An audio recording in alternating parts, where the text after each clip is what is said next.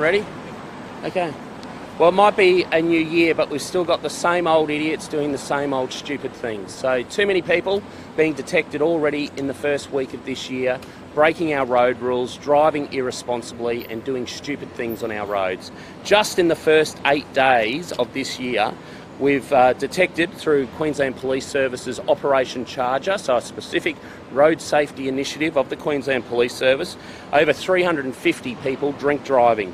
Almost 250 drug driving, over 1,500 life-endangering offences have been detected on the roads, almost 500 speeding offences just through Operation Charger, so this is not through any road safety cameras, over 40 mobile phone offences. Too many people doing stupid things on our road, which is contributing to not only risky roads, but potentially loss of life. Everyone has a responsibility when they get on our roads to do the right thing, to drive safely, to be responsible. When you don't do those right things, you can have catastrophic impacts, not only on your own life, but on the lives of others and those people who love them. Please, this is another message for everyone who is out and about on our roads. It's a busy time, holiday season. There are more people out and about on our roads, driving extra distances, driving for longer periods. Please be responsible. Please be safe. The decisions that you make can be life-saving decisions. Chris?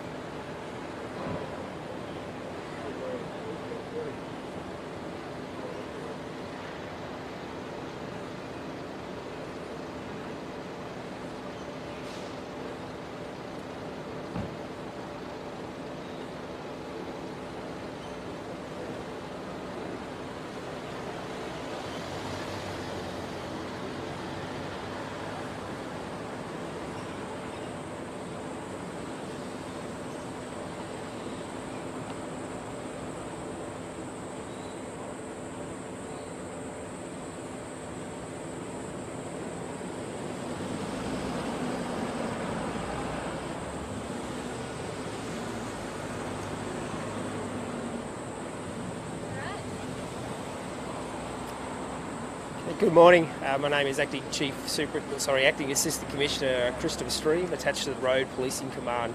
So the Minister has outlined to you some concerning figures this morning. What we're seeing is continued unacceptable behaviour on the roads. So again, we see the fatal five contributing to accidents. It's horrible to announce this morning that we've seen 5 fatal traffic accidents. And concerning is that 3 of those traffic accidents have been motorcycle riders. Not all of those traffic crashes have involved the riders being at fault themselves. In some cases it's been drivers turning across in front of them, so it has not in all cases been the fault of those motorcycle riders. But again, as the Minister has outlined today, what we're seeing is concerning figures in those random breath tests as well as the drug testing. Again, fatal 5, so we see that speeding, not wearing your seatbelt, drug and drink driving, fatigue and distraction contributing to traffic crashes. So let me be blunt to the Queensland driving community. If we continue along the lines committing offences like we're seeing currently, we will see more fatalities, we will see more serious traffic accidents, and that could be yourself. Don't simply get out there on the roads thinking, well, this is not going to be me, that's other people doing that. In some cases, it's only small impingements on the speed limits that contribute towards serious traffic accidents. I'll provide you with some examples which we've seen across Operation Charger. So we have been increasing police activity across the beaches, and we've been detecting speeders along the beaches as well as people not wearing their seatbelts. We saw a horrible incident recently where a 70-year-old P-plater, so a person on a provisional licence, a red P-plater, at 3 o'clock in the morning took 6 of his friends out onto the beach. 3 of those people were riding in the utility section.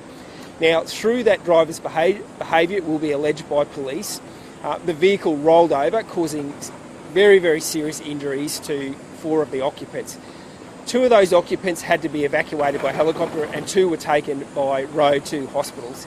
Now, not only are we seeing life-altering injuries to those people, but we're also seeing a significant cost to the greater Queensland community and additional pressure on the health system. So to operate rescue missions involving helicopters is very, very expensive, and what we see there is obviously those resources that could be allocated to other people that are suffering other health issues, and they could be used for evacuating persons in those circumstances. We've also seen an almost unbelievable circumstance where in the western area of Queensland, police intercepted a driver for speeding, and then when police approached the vehicle, they then observed a baby unrestrained in the passenger seat well of that vehicle. So not only are we seeing the driver disregarding speed laws, which is a risky behaviour in itself, but an unrestrained baby is an absolute recipe for disaster. If that vehicle were even to be involved in a low-speed collision, almost certainly we would see a fatality involving that child there in an unrestrained situation. So again, my blunt message is to Queenslanders, it is a 24/7 responsibility for all drivers and passengers themselves. You can contribute towards road safety there as well. So we need to be having those conversations around the dinner table with the other people that we drive with the other people that we care about, to ensure that we don't let people drink drive on the roads, that we aren't letting people drive unaffected. But when you get into that vehicle, if you're seeing someone unrestrained, chip them about it, get them to put their seatbelt on. We do see traffic crashes where we see people ejected from vehicles that aren't wearing seatbelts. But also, when you're getting in that vehicle, leave your phone alone and other distractions as well as like that. And also driving fatigue, we're seeing that contributing towards serious traffic accidents as well.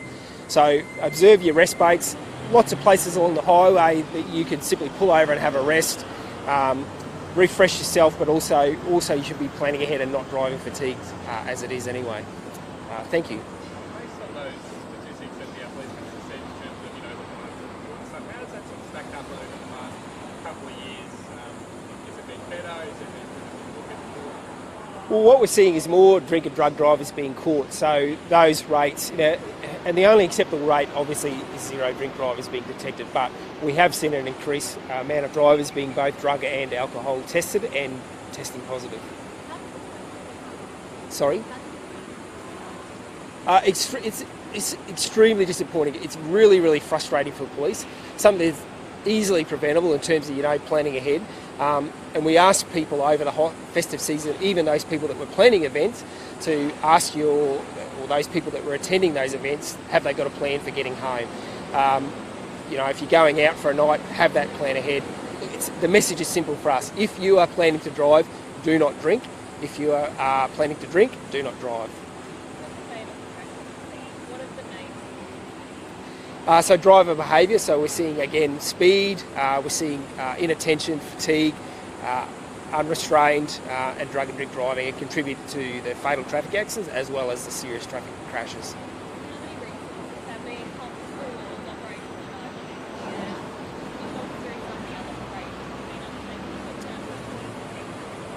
Yeah, so Operation Charger has involved literally thousands of hours, additional police hours on the road, obviously focusing on that fatal 5, but also some of the other factors that contribute to those serious traffic accidents, like not so much inattention, but people misjudging distances. Again, we've seen vehicles turning across the front of motorcycles, which has resulted in fatality traffic accidents this year. So also focusing on the other driver behaviour.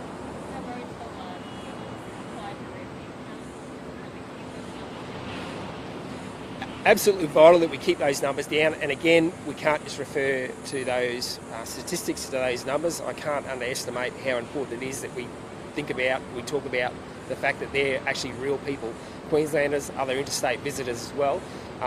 If you talk to people, most of those, or the majority of those people, are great people contributing to society, would have gone on to contribute to society, but unfortunately had their life ended largely through situations which could have been avoided. Obviously, a lot of people are really sort of maybe from this week on and starting to really go back to work, but obviously school holidays are still in effect, and obviously the operation goes for a while. Is there sort of an increase in risk around this time? We've got a lot of people on the road going back to work, and they're still on holidays, that sort of stuff. Does Yeah, absolutely. So obviously, as you see increased traffic, there's increased risk, more drivers on the road, more vehicles. The return to school is also a time which we look at. So this phase 3 of the operation extends into that return to school. So again, you'll see increased police activity around those school zones, and also our partners at Transport and Main Roads who are looking to introduce the cameras within those speed zones around schools.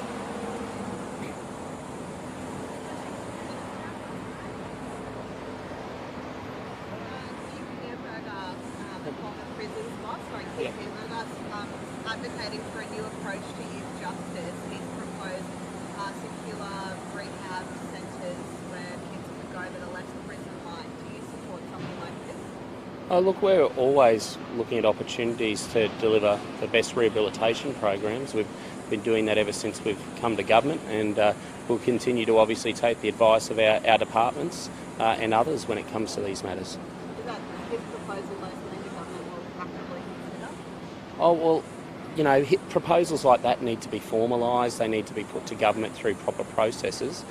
Government has, you know, very talented people in departments who prepare well-considered policies, and obviously will take the advice of our departments.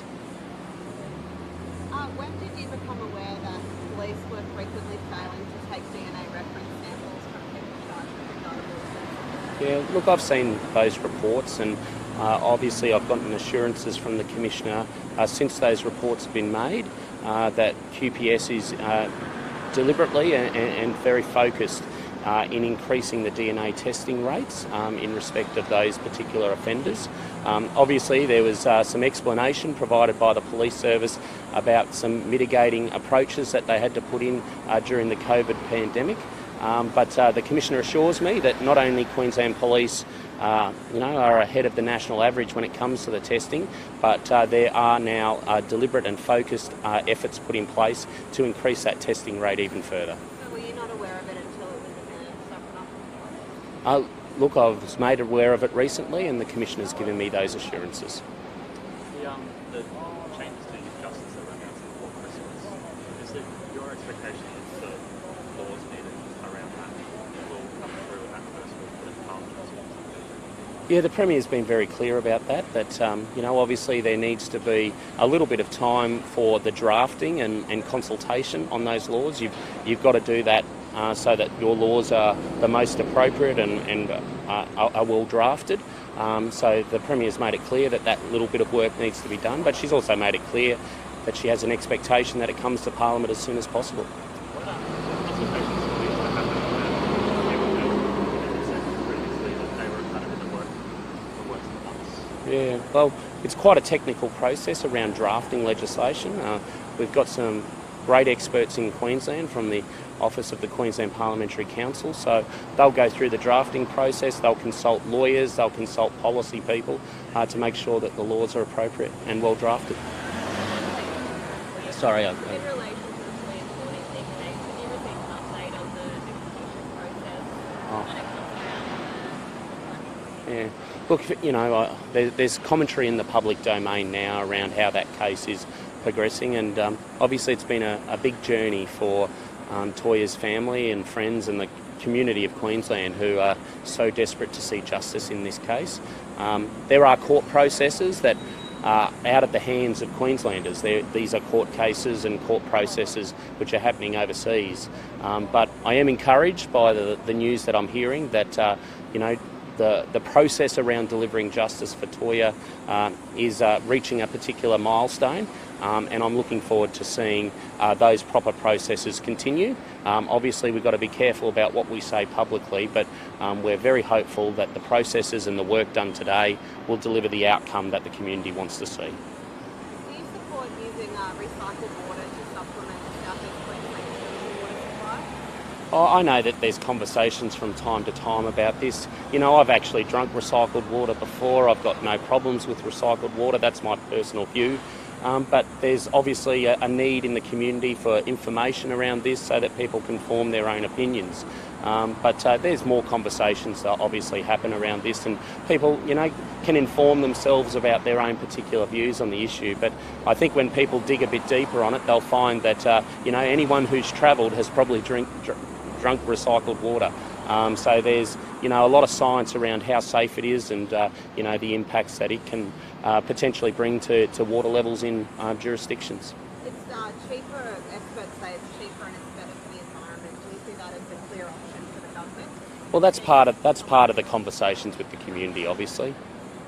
But you would support it? Well, as I said, my personal view is I've drunk it before, I've had no problems with it, I don't see any hassles with it at all.